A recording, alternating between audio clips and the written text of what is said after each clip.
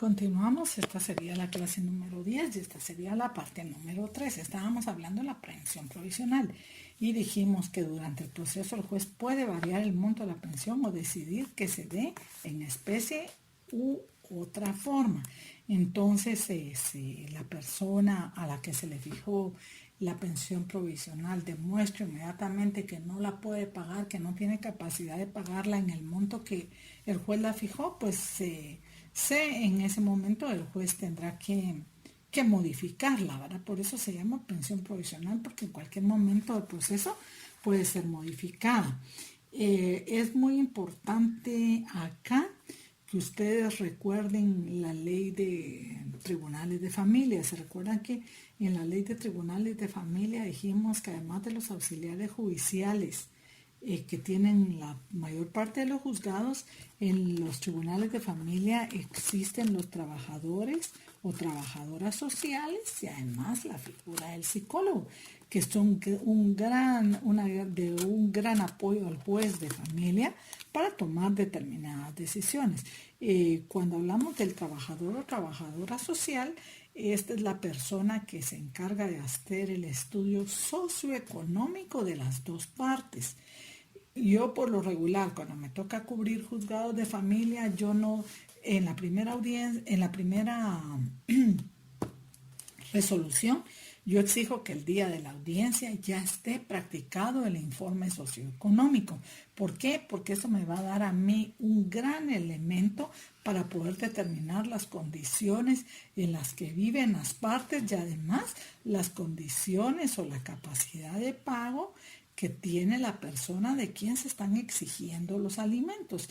Muchos jueces de familia pues lo hacen hasta en sentencia, pero es importante que el día de la primera audiencia, el día de la audiencia de juicio oral, las partes van a comparecer con sus respectivos medios de prueba y es necesario que yo ya tenga el estudio socioeconómico para poder determinar si continúa la pensión provisional que fijé o si en ese momento habría que modificarla. Por eso el trabajador o trabajadora social no solo va a la casa, sino que también recaba informes de los lugares donde trabajan los sujetos procesales para poder determinar la capacidad de pago de las pensiones provisionales que se han fijado y que eso pues va a tener también al momento de dictar la sentencia algún valor agregado, ¿verdad? Al valorar las pruebas al momento de dictar la sentencia para la fijación de una pensión definitiva, ¿verdad? Entonces el artículo 214 nos habla que el demandante podrá pedir toda clase de medidas precautorias, las que se ordenarán sin más trámite y sin necesidad de prestar garantía. Ojo, por favor, quiero que me remarquen esta última parte del primer párrafo del artículo 214 que dice sin necesidad de prestar garantía, porque más adelante vamos a ver las providencias de urgencia y vamos a ver que para que se pida una medida precautoria en calidad de providencia de urgencia, es decir, sin que haya proceso, pero ahorita no nos vamos a hacer bolas con eso porque esto es materia de otra clase. En el caso de los alimentos, la parte que se considere perjudicada puede pedir cualquier clase de medida precautoria sin necesidad de prestar garantía. Es únicamente aquí en las cuestiones derivadas de los alimentos y en las cuestiones laborales, la ley habla de sin necesidad de prestar garantía. Si lo hacemos por una deuda o por alguna cuestión civil o mercantil, la ley nos exige la fijación de una garantía que no, vamos a verlo, yo no quiero ahorita aturdirlos con esto, pero que oscila entre el 10 y 20% y nosotros por lo regular siempre fijamos el 15% para otorgar una medida precautoria. Pero en el caso de los alimentos y en el caso de los asuntos laborales, ¿verdad? Se puede pedir toda clase de medidas precautorias sin necesidad de exigirle la prestación de una garantía en el caso laboral al trabajador o en el caso de la persona que tiene la necesidad de de pedir los alimentos en el caso de familia, ¿verdad? Y luego el segundo párrafo dice, si el obligado no cumpliere, se procederá inmediatamente al embargo y remate de bienes bastantes a cubrir su importe o al pago si se tratare de cantidades en efectivo. Entonces, si se embargaran, si se decretara algún tipo de medida, si es sobre un bien, dice, se procederá inmediatamente al remate, ¿verdad? Al embargo si son salarios, ¿verdad? Y si se trata de cantidades de dinero, a la entrega de los bienes a favor de la parte que solicitó la medida. Luego tenemos el artículo 215 que nos habla del efecto de la rebeldía. Si el demandado no concurriera a la primera audiencia y no contestare por escrito la demanda, el juez lo declarará confeso en las pretensiones del actor y procederá a dictar sentencia. Aquí, como se dieron cuenta ustedes, en el juicio ordinario de cualquier naturaleza, cuando se decreta la rebeldía, se hace necesario que se reciban las pruebas. Sin embargo, este asunto, como es de alimentos, y vemos pues que hay intereses muy delicados atrás de esto, ¿verdad? Porque por lo regular se trata de personas menores de edad, ¿verdad? Y ustedes saben que la Ley de Protección Integral de la Niñez y la Adolescencia y la Convención de Derechos del Niño establece que tienen un privilegio anterior todas estas circunstancias en las que se vean involucrados derechos de menores de edad, ¿verdad? O incapaces. Entonces tenemos que aquí, pues el efecto de la rebeldía va a ser que se le declare confeso sobre los hechos que propuso la parte actora, ¿verdad? Se podría aplicar el segundo párrafo del artículo 211. Si no compareciera el demandado, podrá citarlo bajo el procedimiento de tener su comparecencia como confesión de los hechos afirmados por el actor. Entonces aquí el efecto de la rebeldía será que él confiesa las pretensiones del actor y de una vez se dictará sentencia. No se abrirá a prueba el proceso. Continuamos, esta sería la clase número 10 y sería la parte número 4 de la misma.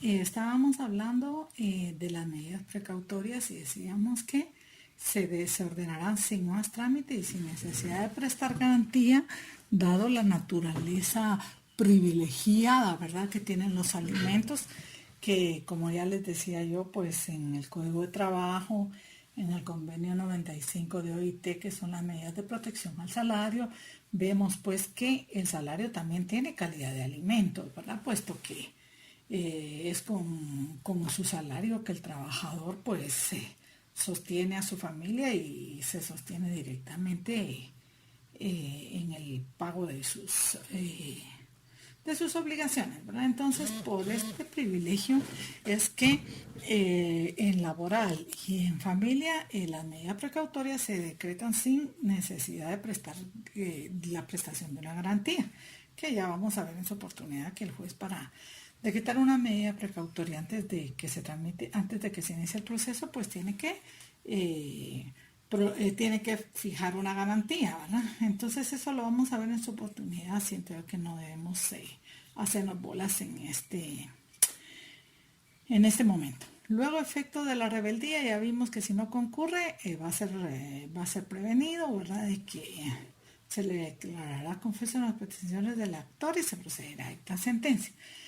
Luego el 216 nos habla de las costas, todas las cuestiones relativas a fijación, modificación y suspensión y extinción de la obligación de prestar alimentos se ventilarán por el procedimiento del juicio oral y por otras disposiciones especiales en este capítulo. Era lo que estábamos platicando, ¿verdad?, que en juicio oral se tramita la fijación, la modificación, la suspensión y la extinción de la obligación de prestar alimentos.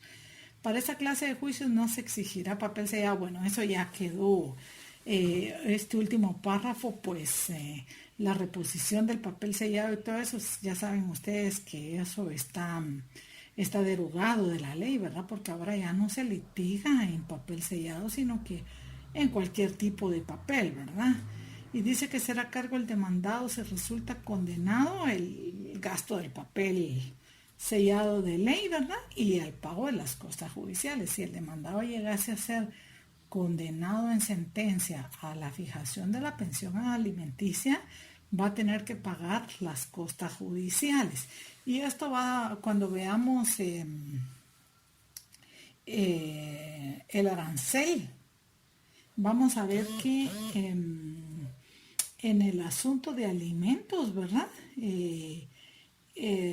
Si la demanda se hace por medio del bufete popular, el juez no puede condenar al pago de las costas procesales ni las costas judiciales causadas, puesto que el bufete popular de las universidades de Guatemala pues están exentos de todo tipo de impuestos, ¿verdad? Y además los abogados que auxilian a los pasantes del bufete popular, pues ellos perciben un salario. Entonces, cuando vemos que en un juicio de alimentos, la persona de la actora, ¿verdad?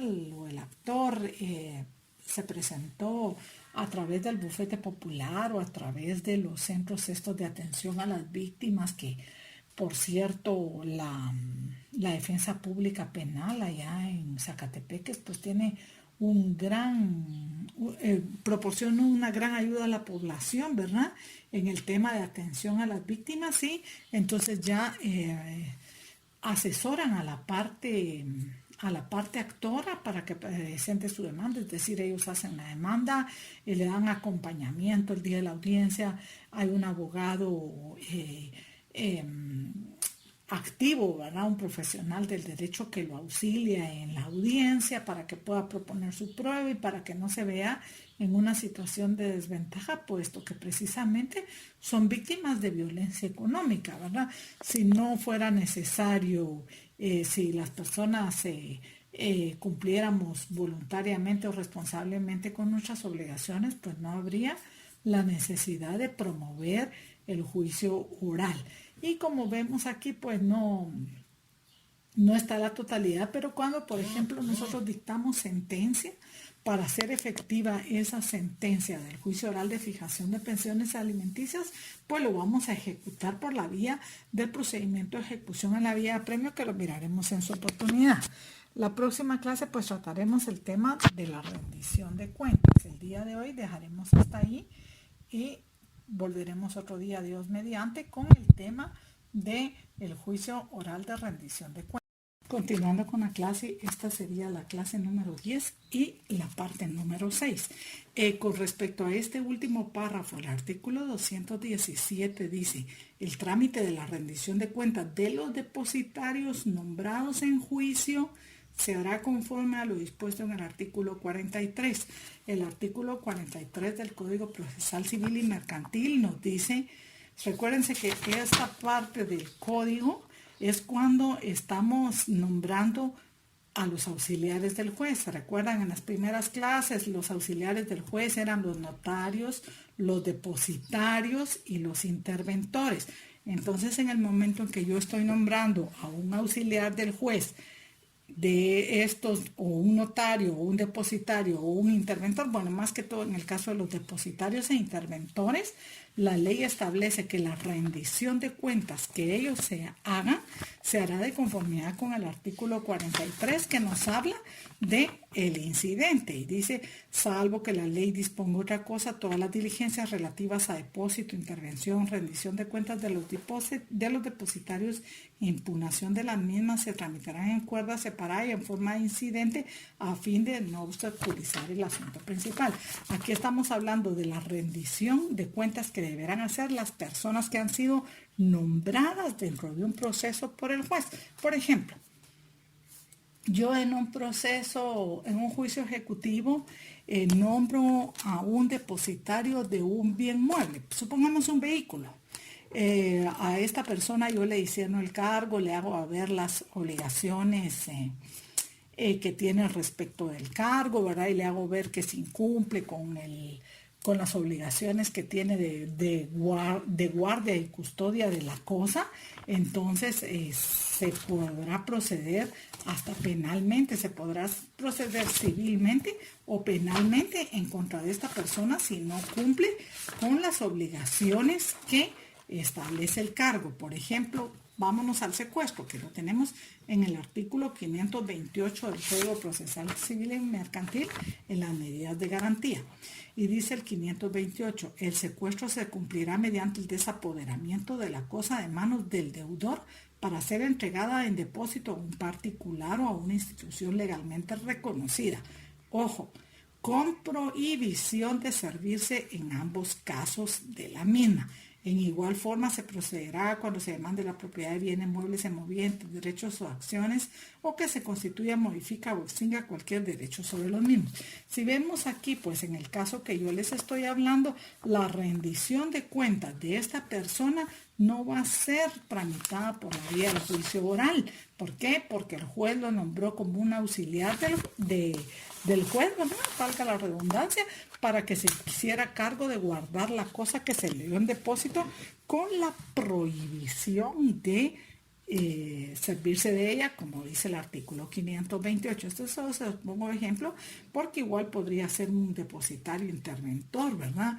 Que pues nosotros hemos tenido muy malas experiencias con algunos depositarios interventores y que lamentablemente son abogados y resulta que hacen unas trastadas que hasta incluso yo en un juicio ejecutivo, cuando me enteré por parte del demandado, ¿verdad? Que el depositario interventor que yo había nombrado de una institución hotelera se había pedido la suite presidencial del hotel, de un hotel famoso en Guatemala, muy grande y muy prestigioso, y pedía su desayuno, almuerzo, cena, pedía bebidas, hacía fiestas con sus amigos en la suite presidencial y estaba haciendo piñata con todo lo que entraba en el hotel. Entonces, cuando yo me enteré de todo esto, porque me acompañaron medios científicos de prueba, las grabaciones,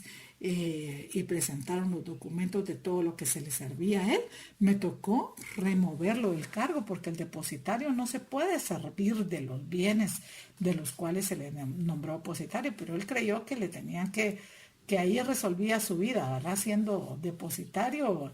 Entonces me tocó removerlo e incluso pues hasta se le certificó por el delito de incumplimiento de deberes, ¿verdad? Y bueno, no sé qué sucedió, pero vamos pues a que la persona que se nombra depositario dentro del proceso va a rendir cuentas de conformidad con lo dispuesto en el artículo 43. Si aquella persona se está sirviendo del vehículo, el nombre depositario del vehículo secuestrado y resulta que él le está haciendo de taxista o de cualquier otra circunstancia, se está haciendo uso del vehículo, la parte que se considere perjudicada, en todo caso el dueño del vehículo, puede hacérmelo ver y se puede iniciar el trámite de la rendición de cuentas, porque ese depositario yo lo nombré dentro del proceso.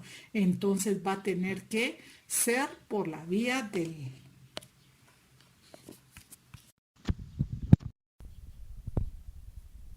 Continuamos, esta sería la clase 10 y sería la parte 5. Nos referiremos el día de hoy al tema de la rendición de cuentas y eso lo tenemos en el artículo 217.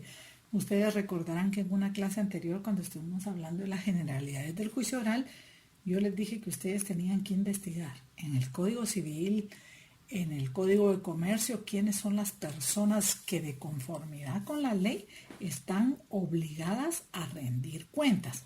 Yo les puedo nombrar a los administradores, a los tutores, a los mandatarios, a los albaceas testamentarios que se hubieran nombrado. Estas personas están en la obligación legal de rendir cuentas. También tenemos quienes deben rendir cuentas en virtud de un contrato, ¿verdad? Y de conformidad con la ley y el contrato, hay personas que están sujetas a rendir cuentas.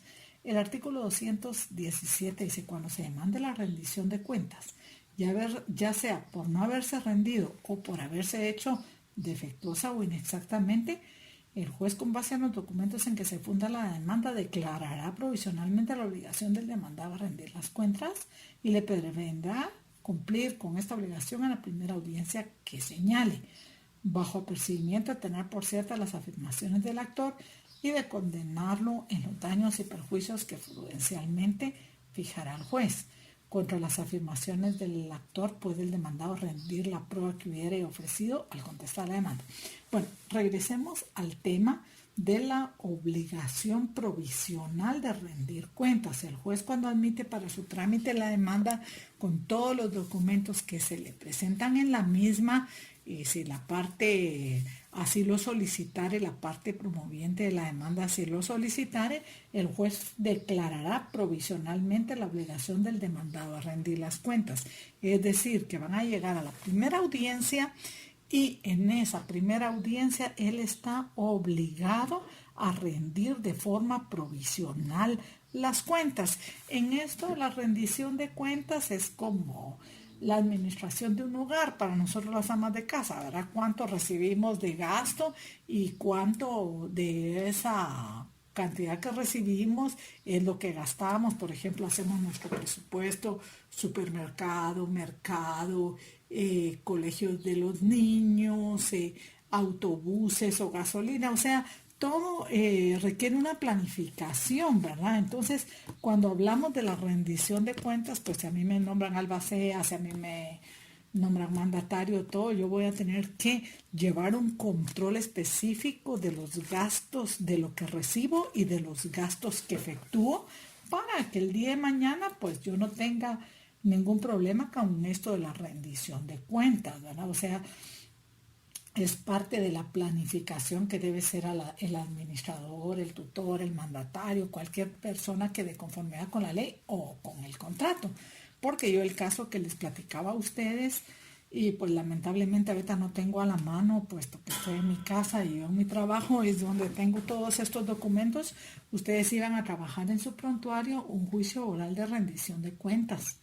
Y les platiqué que eran de dos personas que decidieron hacer una asociación civil, hicieron un contrato de participación y pusieron un colegio. Uno de ellos dio todo el dinero y el otro era el que lo administraba, ¿verdad? Entonces el día de la audiencia que se le previno que debería de provisionalmente rendir cuentas, él llegó con todos sus documentos, sus libros contables y lo hizo. Él rindió cuentas y dijo, mire señor juez, yo recibí tanto de rentas del local donde funciona el colegio, tanto, de salario de maestros, tanto, se compraron tantas computadoras y él llevaba en riguroso orden todas sus cuentas. Además se recibe de cuotas mensuales de cuotas de colegiatura de los alumnos, tanto, y miren, fue una cuestión así tan ordenada que se llevaba, se tiene tanto, se gastó tanto. Entonces aquí lo único que hay para repartirnos es tanto. O sea, fue una cuestión muy interesante porque efectivamente era una persona ordenada. El señor pues era administrador de empresas, entonces ya sea porque se haya gastado eso o porque no lo haya gastado, porque el otro decía, no, pero no lo gastaste, pero en libros contables y todo eso estaba ordenadamente los ingresos y los egresos. Entonces él en la primera audiencia cumplió con la fijación de la obligación provisional y independientemente de todas las pruebas que se lleven a cabo en el proceso, ¿verdad? Para demostrar si efectivamente se hicieron los gastos o no se hicieron los gastos, pero esto tendrá que ser con las pruebas que se rindan. Recordemos que en el juicio oral la primera audiencia es específicamente para la contestación de la demanda y las excepciones previas que hubieren y la recepción de los medios de prueba que se logren recibir en esa audiencia. La segunda audiencia pues sí es específicamente para la recepción de todos los medios de prueba que no pudieron recibirse en la primera audiencia, por esto que si hay excepciones previas, se recordarán que Dijimos que en el artículo 105 se interponían todas las previas y las perentorias y el juez tenía que resolver en la primera audiencia todas las previas que pudiere en un auto separado. Entonces, si no se pueden recibir las pruebas en esta audiencia, se recibirán en la segunda audiencia, que es específica para pruebas. El segundo párrafo del artículo 217 dice: contra las afirmaciones del actor puede el demandado rendir la prueba que hubiera ofrecido al contestar la demanda.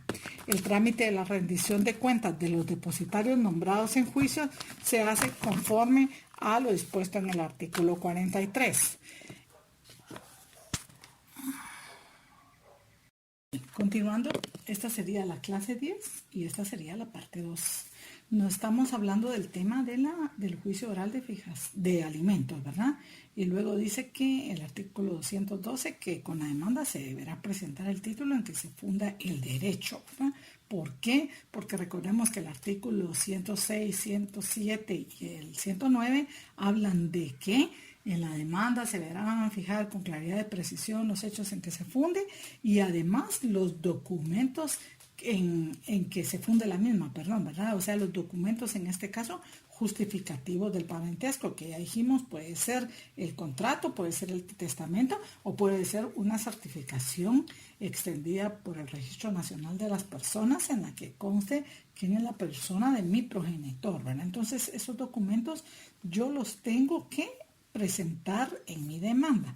Luego, la característica esencial de este tipo de proceso es que lo que tenemos en el artículo 213, pero déjenme regresar un poquito. Cuando hablamos del juicio oral de pensiones alimenticias, estamos hablando de 3 pretensiones que se pueden ejercitar en la vía del juicio oral. Esta es la fijación de la pensión alimenticia, es decir, cuando la persona obligada a prestar la pensión alimenticia no ha cumplido con esa obligación, entonces yo puedo promover un juicio oral para el efecto de que el juez fije una pensión. Y vamos a ver que hay pensión provisional y pensión definitiva, pero yo puedo pedir que fije. Por ejemplo, igual puedo, después de que ya está fijada la pensión y resulta que me entero que la persona del alimentista, ¿verdad? La persona que debe prestar los alimentos adquiere mayor fortuna y que cuando a mí cuando fijaron la pensión a favor de mis menores hijos fue muy poca porque realmente la persona no tenía la capacidad económica excelente de prestarla, pero resulta que ahora tiene un puesto público y resulta que gana mucho más. Entonces yo puedo pedir en juicio oral la modificación de la pensión alimenticia. Esto puede ser para el aumento o para la rebaja. O sea, si yo sé que la persona del obligado gana más, pues puedo pedir la modificación de la pensión alimenticia con el objeto de que ésta se aumente. Igual, la parte demandada, ¿verdad? Si resulta que le fijaron una pensión alimenticia muy buena porque tenía un gran trabajo, pero resulta que ahora no tiene trabajo o tuvo que cambiar de trabajo y por la necesidad económica que existe, ¿verdad? Tuvo que aceptar un trabajo con menor salario.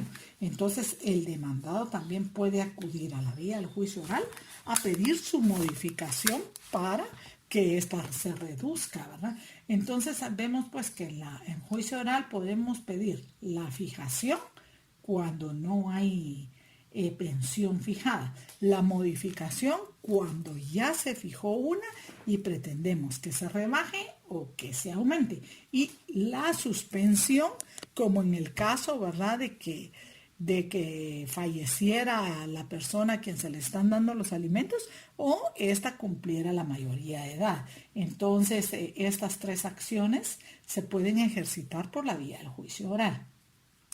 Lo importante que les digo en el juicio oral de fijación de pensión alimenticia es lo que nos establece el artículo 213.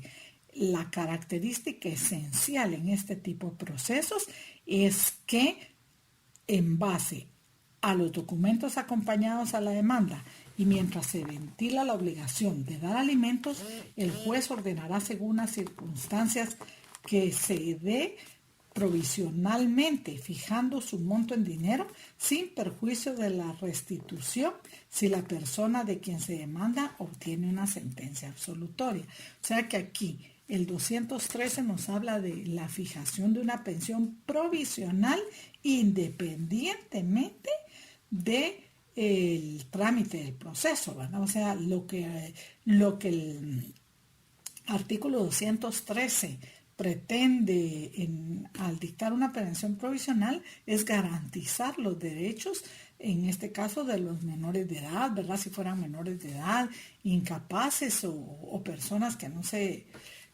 no tengan una capacidad económica de autosostenerse, ¿verdad? Entonces, independientemente, dice, sin perjuicio de la restitución de la persona, si la persona a quien se demanda obtiene una sentencia absolutoria, si se declarara sin lugar la demanda por cualquier circunstancia, la persona quien gozó de las pensiones provisionales, pues tendría que devolver estas en la cantidad en que hubiera sido fijada. El segundo párrafo del artículo 213 establece que si no se acompañaren documentos justificativos de las posibilidades del demandado, el juez fijará prudencialmente la pensión alimenticia que se refiere en el párrafo anterior. O sea que si no se presenta una carta de salario o una constancia, un voucher de pago del monto del salario que devenga el demandado, ¿verdad? Entonces queda arbitrio del juez. El juez fijará prudencialmente la pensión alimenticia. Durante el proceso, puede el juez variar el monto de la pensión o decidir que se dé en especie u en otra forma. Aquí, como vemos nosotros, el juez le deja muchas veces la discrecionalidad al juez de fijar una pensión alimenticia sin que haya ningún elemento de convicción. Entonces, lo que hace uno es por lo menos garantizar de alguna forma. Muchas veces la parte actora le da un estimado de los gastos a uno, entonces se puede hacer una fijación provisional. Por eso se llama provisional, porque dice durante el proceso el juez puede variar el monto de la pensión. Entonces, si yo demuestro que la pensión que está pidiendo la parte actora no llena mi salario, yo puedo pedir que se modifique. Esta sería la clase número 10 y la parte 8, ¿no? Hoy ya entraríamos al capítulo 6 del Código Procesal Civil y Mercantil, que habla de la división de la cosa común y dice declaración judicial necesaria en el artículo 219. Y lo tienen ustedes en su ficha número 24, ¿verdad? También se les habló de que ustedes tienen que leer sus artículos del Código Civil, ¿verdad? Del 492 al 494, el 1102, todo lo relativo a la propiedad, la copropiedad, la propiedad horizontal, porque vemos que nadie está obligado a permanecer en copropiedad, pero sí hay algunas limitaciones en el caso de la propiedad horizontal, donde sí está prohibido totalmente hacer una partición, pero eso ustedes ya lo habrán leído en su Código Civil. Aquí lo único que estamos viendo es el procedimiento judicial, el proceso civil a través del cual se pone fin a la copropiedad, ¿verdad? Entonces el artículo 219 dice, cuando los copropietarios no estén de acuerdo, podrá pedirse la división o la venta en pública subasta de la cosa común por el procedimiento de juicio oral.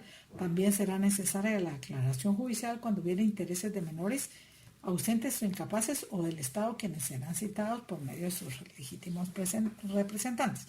Si estamos hablando de incapaces, sabemos que son los tutores, los representantes legales. Si estamos hablando de ausentes, vamos a ver cuando veamos las disposiciones del proceso voluntario, que es el defensor judicial quien responde en juicio o a quien tengo que demandar yo para la defensa de un ausente o menores de edad, ¿verdad? Los representantes legales natos, los progenitores, ¿verdad? Y el Estado, pues que será la Procuraduría General de la Nación, quienes sean citados al juicio oral de división de la cosa común.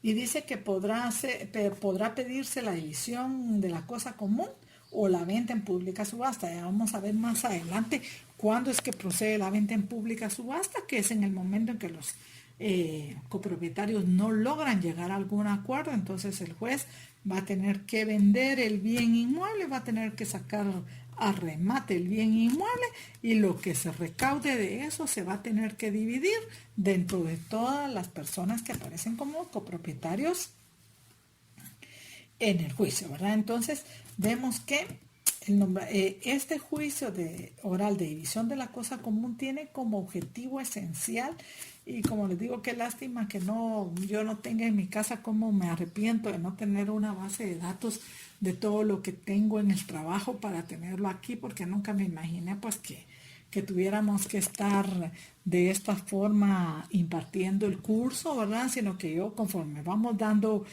presencialmente todos estas materias del juicio oral, pues se les va cargando a ustedes documentos y se les van mandando resoluciones y todo lo que va recayendo dentro de esto. Entonces aquí nosotros, por ejemplo, yo cuando admito para su trámite un juicio oral de división de la cosa común, igual que el artículo 61, 106 y 107, ¿verdad? Tiene que presentar a su demanda todos los documentos justificativos, en este caso de la copropiedad, ya sea la certificación extendida por el Registro General de la Propiedad, donde aparecemos fulano, mengano y perencejo como copropietarios del bien. Todo eso tendrá que juntarse al memorial de demanda. Entonces, en la resolución que admite para su trámite la demanda, yo señalo día y hora para la audiencia de juicio oral, con el único objetivo que se pongan de acuerdo sobre el nombramiento de un notario partidor. Se recordarán cuando estuvimos viendo las generalidades del juicio oral y que yo más o menos le expliqué a cuál se refería cada uno de estos. Les dije también que cuando los copropietarios están de acuerdo y todos son mayores de edad, no hay menores, incapaces o ausentes o el Estado involucrados dentro del proceso, esto se puede hacer perfectamente por la vía notarial. No hay que acudir a la vía judicial, puesto que la vía judicial es únicamente cuando hay intereses de menores, ausentes, de incapaces o del Estado. Esto lo tenemos en el segundo párrafo del artículo 219. Si hay algún interés involucrado de alguna de estas personas, no se puede hacer en la vía notarial, se tiene que hacer obligadamente judicial. Esto, por ejemplo, se da cuando derivado de un proceso sucesorio se declara herederos a fulano, solano, mengano y perencejo, y dentro de los herederos, declarados herederos, van menores de edad. Entonces allí sí no se puede hacer por la vía notarial, sino que obligadamente se tiene que iniciar la división de la cosa común por la vía judicial, puesto que este artículo es claro, ¿verdad? Diciendo que no se puede hacer notarialmente, aunque todos estuvieran de acuerdo. Tiene que haber un control judicial sobre los intereses de los menores, incapaces, ausentes, y el Estado tiene que estar el juez como contralor de los derechos y garantías procesales para verificar que dentro del proceso no se vayan a lesionar algún tipo de estos intereses que están garantizados de una forma privilegiada. Entonces, la audiencia va a ser para que únicamente que se nombre notario partidor.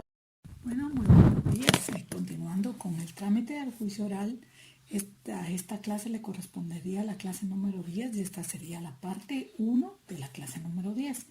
Nos encontramos en la ficha número 24. Sin embargo, en esta ficha 24 no les incluí el juicio de ínfima cuantía que tenemos en el artículo 211, que dice que cuando la cantidad que se litiga no excede 100 quetzales, la demanda, su contestación y demás diligencias se harán de palabra, dejando constancia de ellas en un libro que se llevará para el efecto, así como de la resolución que se dicte en el acto contra esta resolución. No cabe recurso alguno. Yo les platiqué a ustedes que en los juzgados de paz existen unos procedimientos que se llaman procesos o juicios invoice. O sea, así se escribe. V-O-I-C-E, ¿verdad? Entonces, porque en estos procesos, pues únicamente llega la persona que pretende que se declare un derecho y de palabra en un libro, que yo nunca he visto ese libro, pues, sino que lo que hacen en los juzgados de paz es que citan a las personas y se llega a una conciliación dentro de él. Y ahí sí se levanta una actita, ¿verdad? Pero aquí dice que se llevará un libro para el efecto. Sin embargo, sí existen esos libros en los juzgados del interior de la República, más aquí en los juzgados de paz civil de la ciudad de Guatemala, pues no existen esos juicios de ínfima cuantía, porque por lo regular se dan en el interior de la República.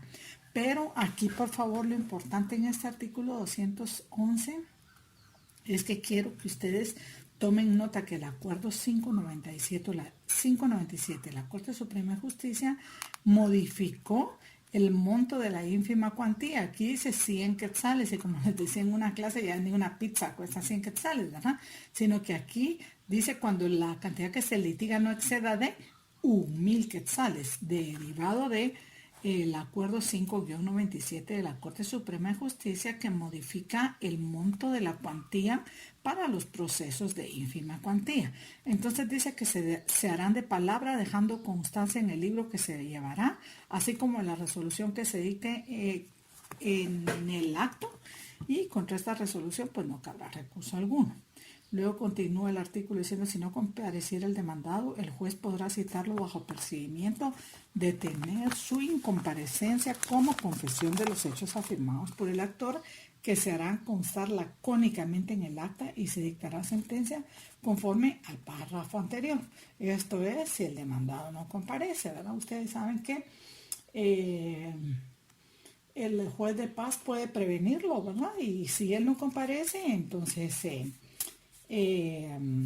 será prevenido, ¿verdad? De que si no comparece, esa incomparecencia equivaldrá o tendrá la consecuencia jurídica de una confesión de los hechos afirmados por el actor. En esta clase de procesos no se grabará las partes, gastos, costas ni honorarios de ninguna clase. ¿Por qué? Porque como no hay demanda, ¿verdad? Ya dijimos que la persona que pretende que le asista el derecho va al juez de paz, el juez de paz levanta un acta donde le manifiestan los hechos o la pretensión que, valga la redundancia, pretende la parte actora, ¿verdad? Entonces aquí pues esto no genera gastos ni honorarios, ni tampoco cabe recurso alguno, ¿va? Por el monto de la cuantía que se está litigando. Como les digo, esto se da mucho en los departamentos, sin embargo aquí en la capital pues no se da. Lo importante y lo que yo quería que se hiciera constar es que se modificó el monto, ¿verdad? A 1,000 quetzales. El tema que sí me interesa sobremanera que tratemos es el del artículo 212, los alimentos. Previo a que ingresemos a este tema de los alimentos, ustedes recordarán, porque lo vieron en su curso de Derecho Civil 1, de los artículos 278 al artículo 292 del Código Civil, establece la obligación quienes deben prestar los alimentos. Por favor, anótenlo ahí a la parte de la ficha, artículos 278 al 292 del Código Civil, porque eso es importante que ustedes sepan quién es la persona que está obligada a prestar los alimentos. El artículo 212 nos dice: el actor presentará con su demanda el título en que se funda, que puede ser testamento, contrato, ejecutoria en que consta la obligación, o los documentos justificativos del parentesco. Recordemos que de conformidad con este artículo, los artículos del Código Civil que ustedes ya me imagino que habrán leído varias veces, la obligación de prestar alimentos pueden nacer del contrato, del testamento o del parentesco, ¿verdad? Y el artículo 212, su parte final, dice: se presume la necesidad de pedir alimentos mientras no se demuestre lo contrario. O sea, es una presunción legal la que tenemos enfrente, porque dice que se presume la necesidad de pedir los alimentos mientras no se demuestre lo contrario. Y es aquí donde, si analizamos el artículo 126, que no sabemos de memoria, ¿verdad?, que pretende algo ha de probar los hechos constitutivos de su pretensión. Quien contradice la pretensión del adversario ha de probar los hechos extintivos o las circunstancias impeditivas de esa pretensión.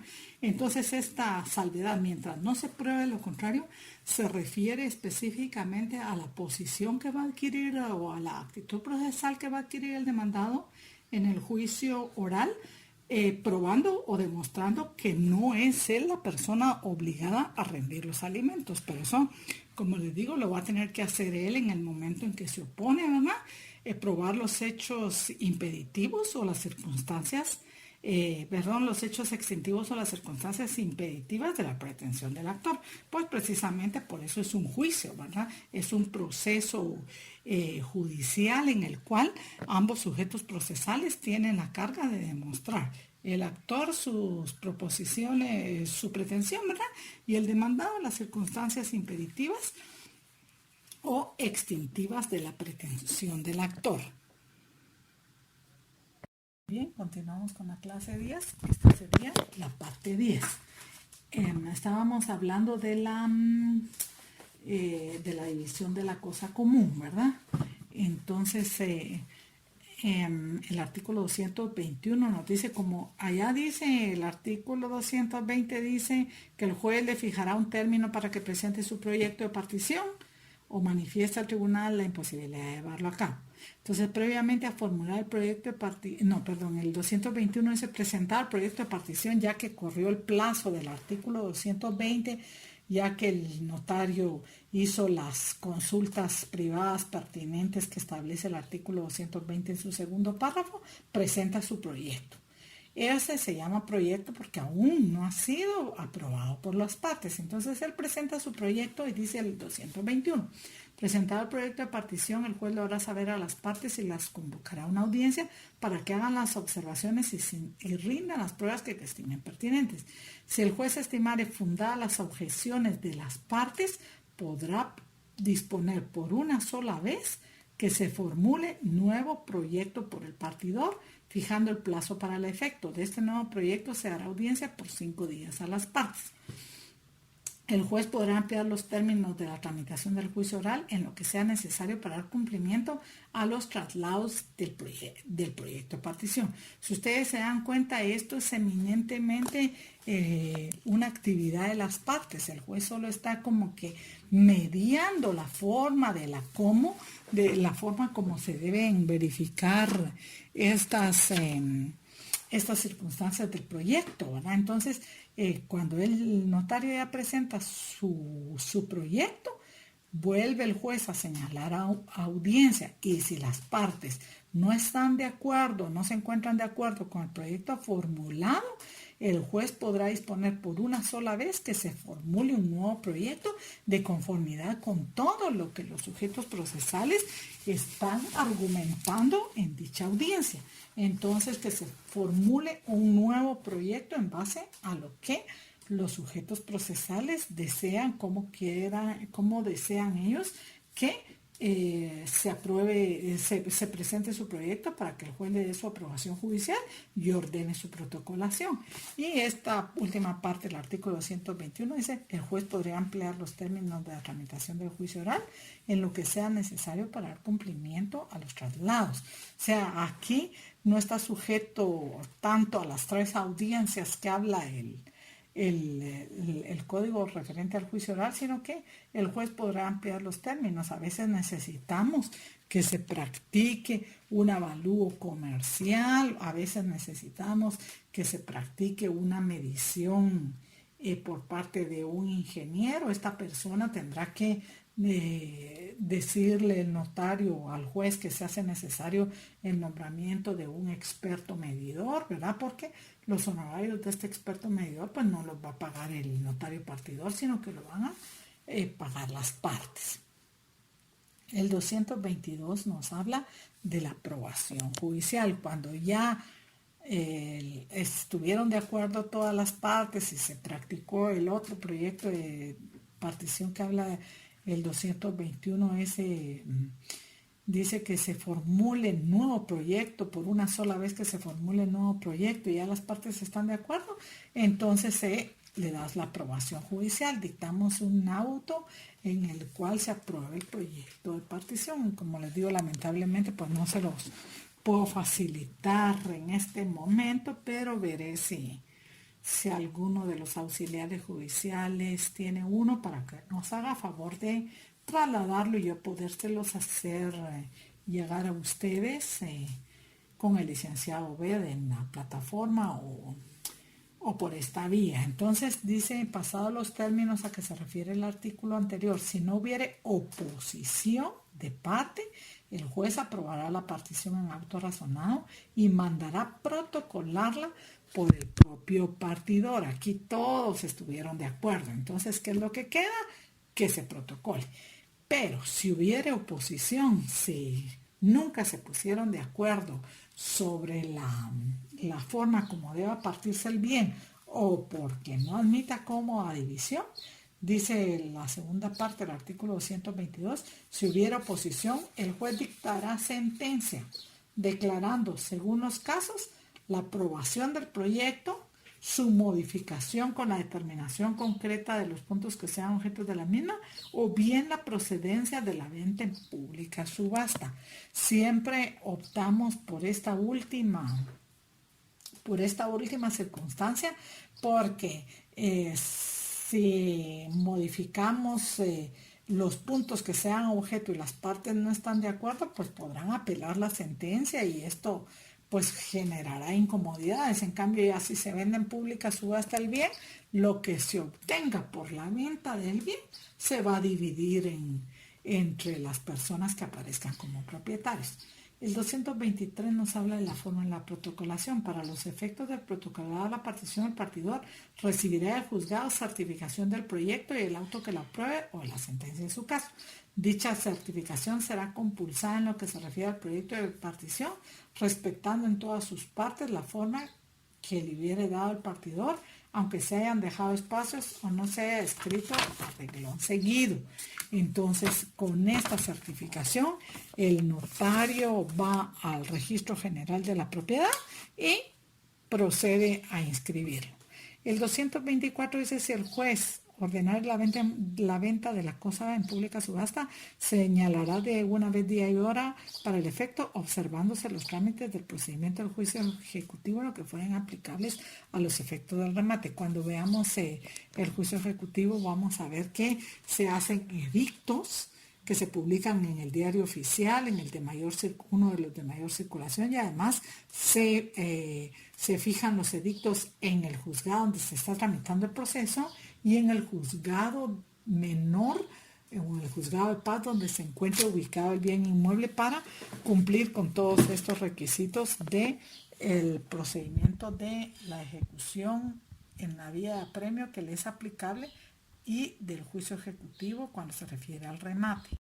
Muy bien, esta sería la clase número 10 y la parte número 12 de la clase número 10 con la que terminaríamos el juicio oral, y ya las próximas clases sería la materia del juicio sumario. Entraríamos a saber los juicios sumarios.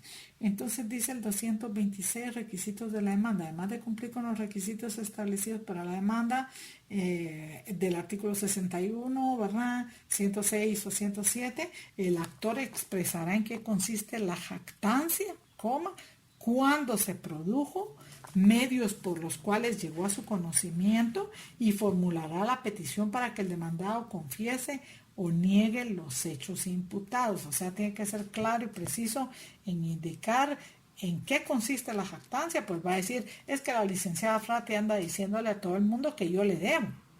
¿Cuándo se produjo esto? El semestre pasado, todo el semestre ella anduvo diciendo que yo le debía. Medios por los cuales llegó a su conocimiento, Facebook, Instagram, todas esas redes sociales, o mis compañeros de trabajo, ¿verdad? Que me han indicado que ella anda hablando eso, que yo le debo y que no le quiero pagar. Entonces, él formulará su petición para que el demandado confiese o niegue los hechos. Intimación. Al emplazar al demandado, el juez le intimará para que en la audiencia que señale, confiese o niegue los hechos imputados bajo apercibimiento de que en caso de rebeldía se tendrán por cierto los hechos en que se funda la demanda. Entonces me va a intimar para que yo confiese o niegue los hechos. Y si yo no comparezco al proceso, si se decreta mi rebeldía, se tendrán por ciertos todos los hechos en que fundó su demanda el licenciado B.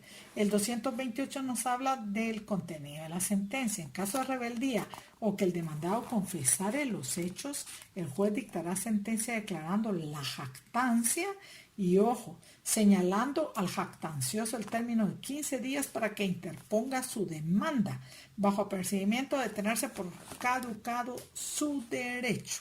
Entonces, el juez me va a fijar un plazo de 15 días para que yo interponga la demanda. Si yo en ese plazo de 15 días no planteo mi demanda contra el licenciado B, se tendrá por caducado mi derecho. Si después de los 15 días estos que me dio el juez en la sentencia, yo planteo la demanda, él me va a poder plantear la caducidad de mi derecho porque se me hizo ver en la sentencia que tenía 15 días para interponerla y si no lo hice, pues caducó mi derecho. Si se hubiera en el 228 en su segundo párrafo, si se hubiera negado la demanda, el juez con base en las pruebas producidas dictará sentencia en la cual declarará si se produjeron o no por el demandado las expresiones que la demandada le hubiera atribuido. En caso afirmativo procederá conforme al dispuesto en el párrafo anterior. Entonces vemos pues que si se negaren los hechos en la demanda, yo, como de conformidad con el artículo 126, tengo que probar los hechos extintivos o las circunstancias impeditivas de esa pretensión. Yo voy a probar que yo nunca he hablado nada de él, que yo nunca he dicho lo que él dice que yo dije, que ando diciendo que él me debe. Entonces, en caso afirmativo, se procederá, dice, ¿verdad? Si se hubiera negado la demanda, el juez con base en las pruebas producidas, o sea, el demandado va a tener que probar, ¿verdad? Que no es cierto. Dictarán sentencia, la cual declarará si se produjeron o no por el demandado las expresiones. Y si el juez dice que no se produjeron por mí, porque yo demostré con testigos y demostré con la prueba científica, con todos los correos electrónicos o qué sé yo, que yo nunca dije, que él malinterpretó lo que yo dije, entonces el juez declarará sin lugar la demanda porque no se produjeron los hechos, ¿verdad? Pero si sí se produjeron, si se logra demostrar por el licenciado B que sí se produjeron esos hechos, entonces se procederá conforme con lo dispuesto en el párrafo anterior, que se me va a fijar 15 días para que yo presente mi demanda y si no la presento, pues se tiene por caducado mi derecho.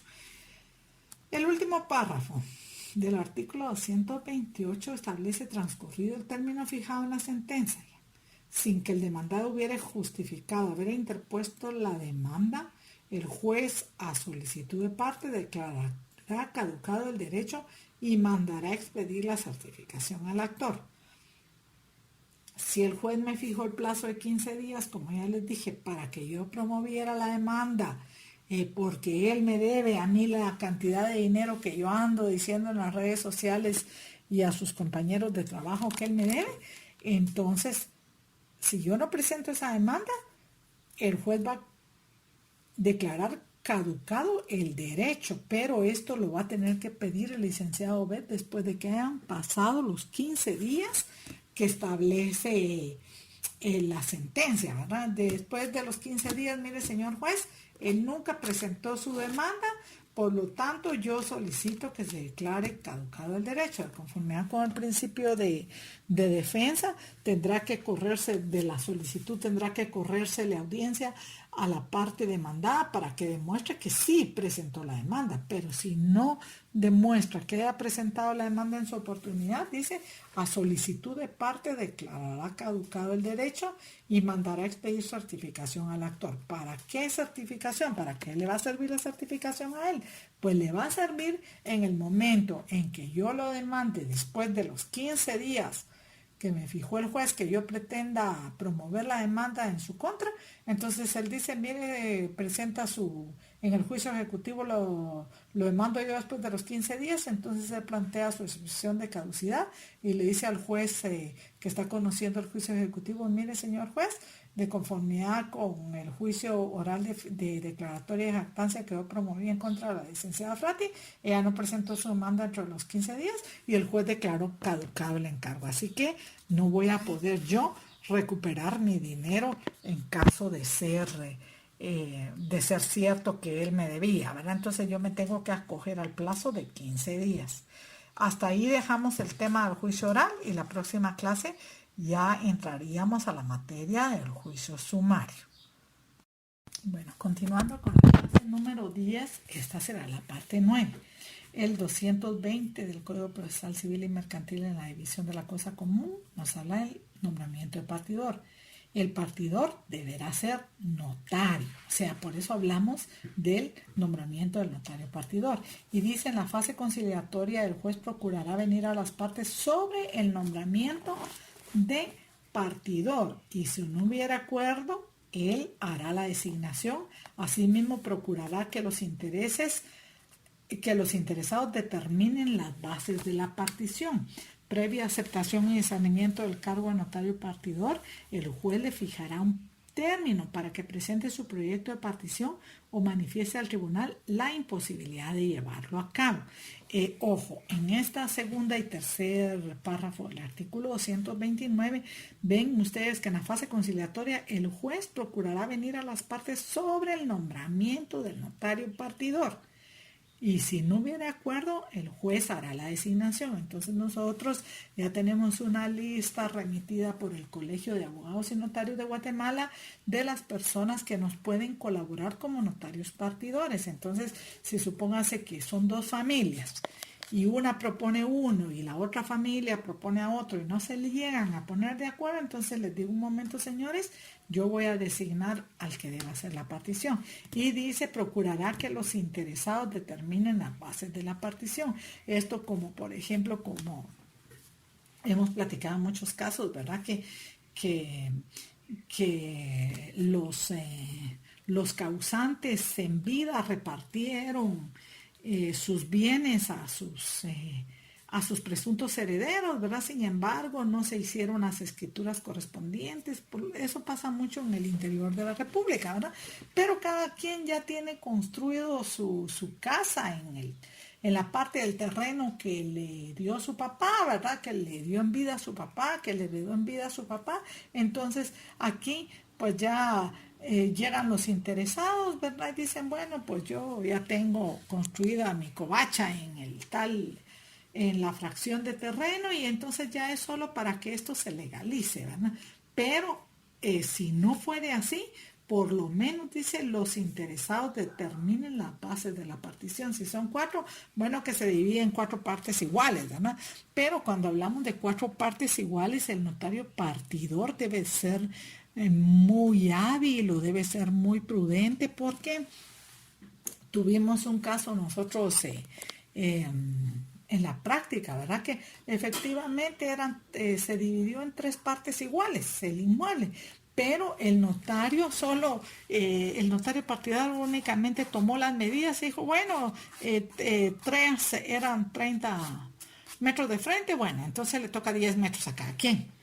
Pero cuando se llegó a la segunda audiencia, vamos a ver a la audiencia del artículo 221, que es la discusión del proyecto, todos estaban en desacuerdo. Entonces dije, bueno, ¿y qué pasa aquí si es en partes iguales? Pero resulta que a uno le había tocado una parte de un río y a los otros 2 no.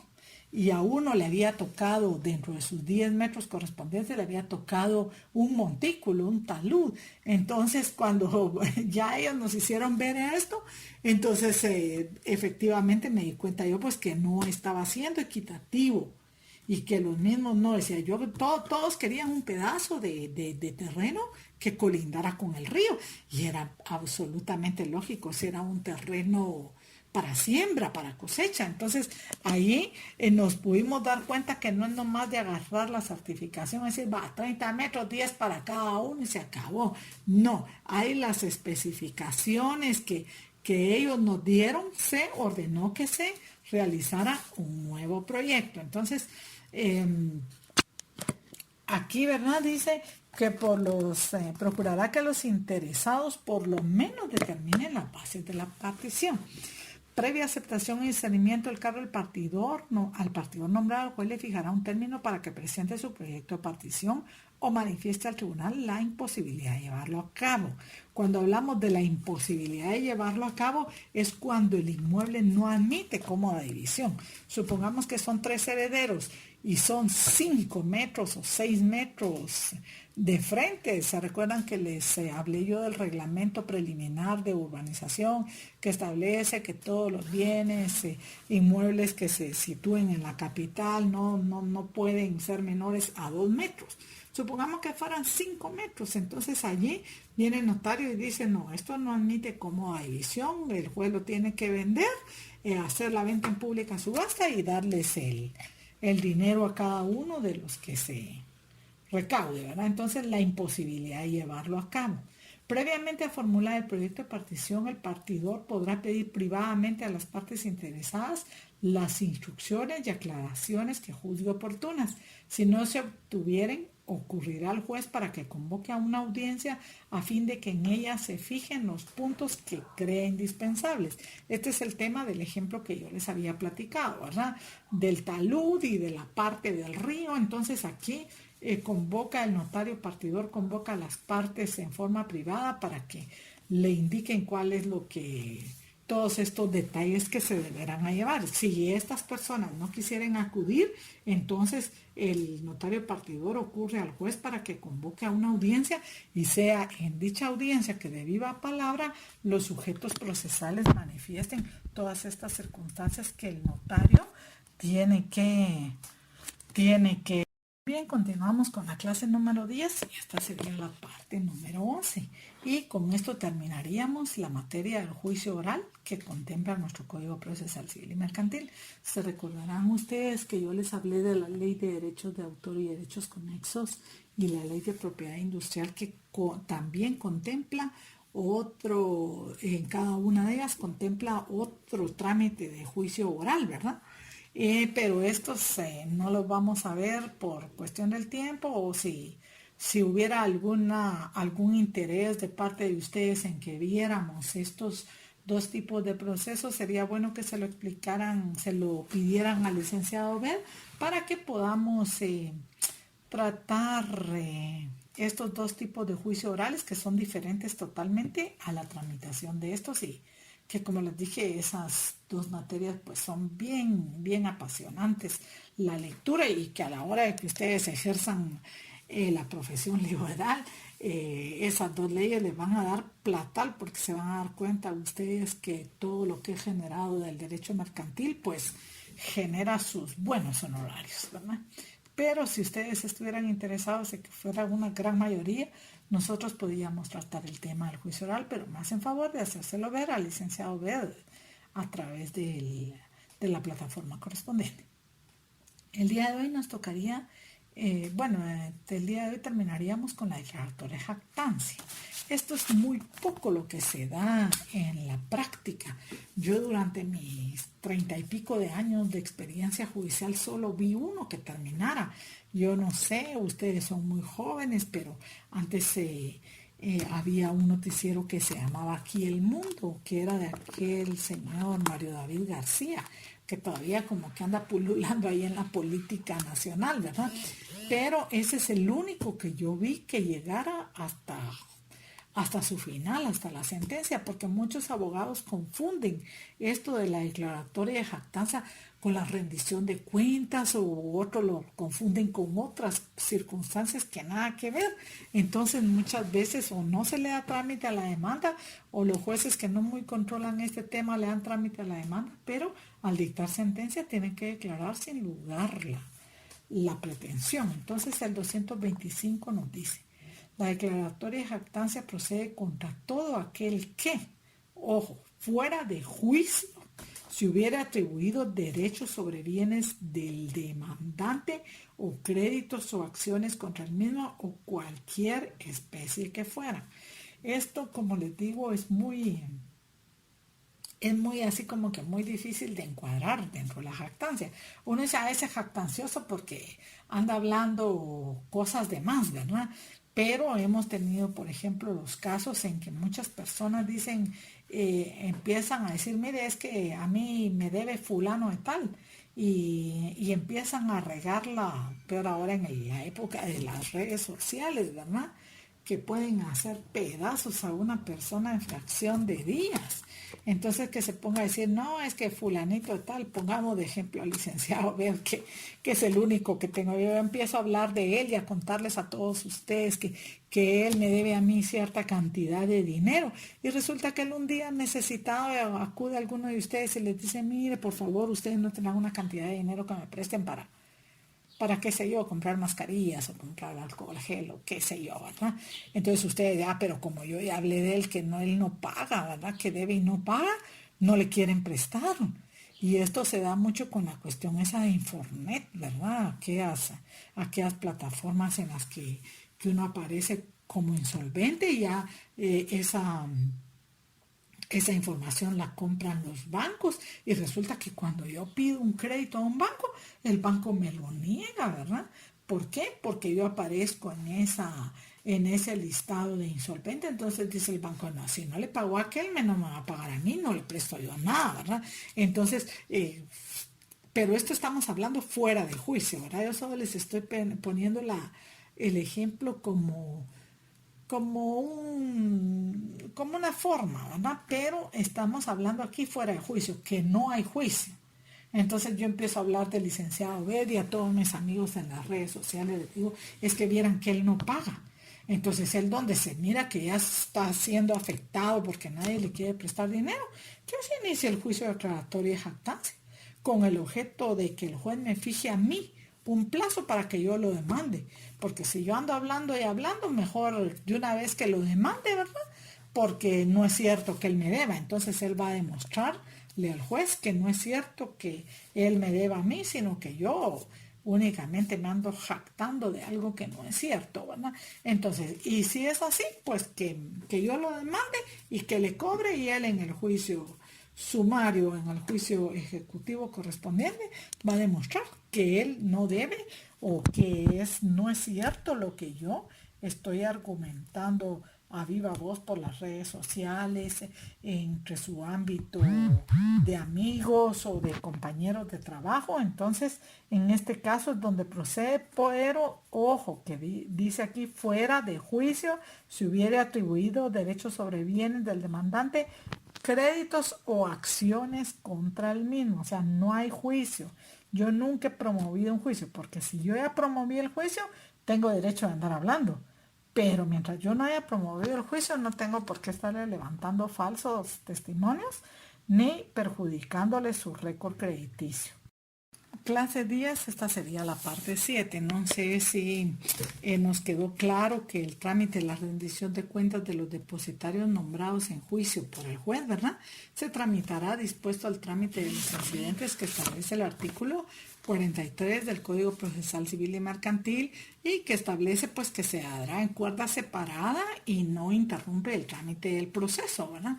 Entonces, como les platicaba yo, estas personas por el hecho de que hayan sido nombrados por el juez no quiere decir que tienen libertad o libertinaje absoluto para hacer lo que quieran con los bienes de los cuales se les nombró depositarios, sino que también están sujetos a la rendición de cuentas, pero ellos no es en juicio oral, sino que es por el trámite de la vía de los incidentes dentro del mismo proceso en cuerda separada. Entonces, cuando hablamos de la rendición de cuentas, es del artículo 217 en juicio oral se refiere a todas aquellas obligaciones de personas que de conformidad con la ley, de conformidad con el contrato, están obligadas a rendir cuentas. El artículo 218 del Código Procesal Civil y Mercantil nos habla del contenido de la sentencia. Dice, según los casos, la sentencia podrá contener lo siguiente. Primero, la aprobación o improbación de las cuentas.